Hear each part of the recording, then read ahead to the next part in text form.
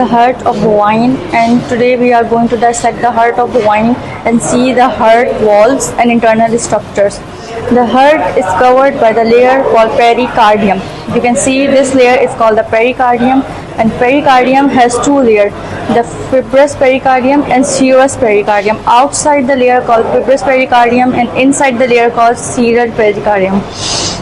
Why we call this fibrous pericardium the fibrous pericardium? Because the fibers attach on this layer. Then serous pericardium again has two layers, the parietal serosa and the visceral serosa. This visceral serosa and parietal serosa. The shiny surface you see is called visceral serosa and also called epicardium.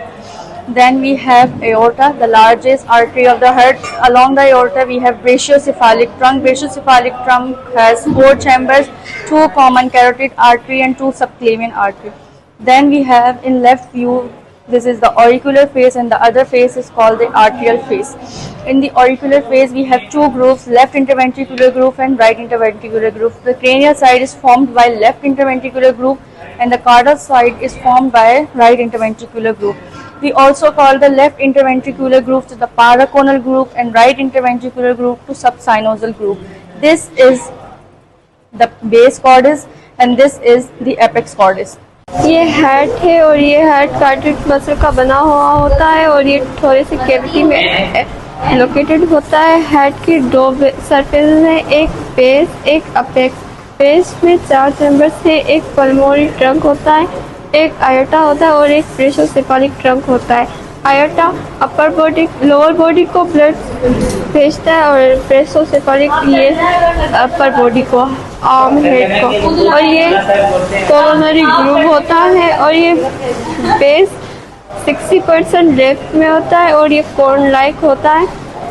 अच्छा, फिर oxygenated blood आता है हमारे पास left atrium में, फिर वो बायकस्प से पास होकर जाता है लेफ्ट वेंट्रिकल में, फिर लेफ्ट वेंट्रिकल से फिर वो एओर्टा में जाता है होल बॉडी, फिर फिर उसके बाद ब्रेशियोसेफालिक से हो जाता है आर्म्स और हेड में। फिर ये हमारी सारी सर्कुलेशन हो जाती है ब्लड। हार्ट के 4 चैम्बर्स होते हैं, right atrium, right ventricle, left atrium and left ventricle. Right atrium के बीच में जो है ट्राइकस्पिड वॉल्स होते हैं जिसको हम एवी वॉल्स भी कहते हैं, आर्टरोवेंट्रिकुलर वॉल्स। इसके बीच में इसको हम ट्राइकस्पिड इसलिए कहते हैं क्योंकि इसमें 3 कस्प होते हैं। एक होता है सेप्टल कस्प, पेराइटल कस्प और एंगुलर कस्प होते हैं, इसलिए हम इसको ट्राइकस्पिड वॉल्स कहते हैं। सेप्टल हम इसको इसलिए कहते हैं क्योंकि सेप्टल जो है ना सेप्टम के करीब होता है। So cut starts from the aorta, passes through the left ventricle, follows the left interventricular groove and end at the apex of the heart।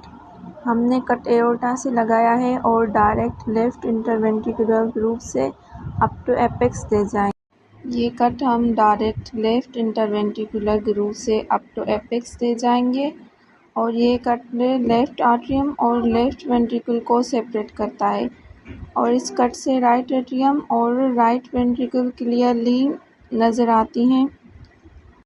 अब यहाँ पर राइट एट्रियम में ट्राइकस्पिड वॉल्स क्लियरली नज़र आ रही हैं। ट्राइकस्पिड वॉल्स का दूसरा नाम है आर्टरोवेंट्रिकुलर वॉल्स। इसको हम ट्राइकस्पिड वॉल्स इसलिए कहते हैं बिकॉज इसमें जो है ना 3 कस्प होते हैं, एक्सेप्टल, पेराइटल और एंगुलर कस्प, और इन कस्प के साथ कार्डिया टेंडनी और पेपिलरी मसल्स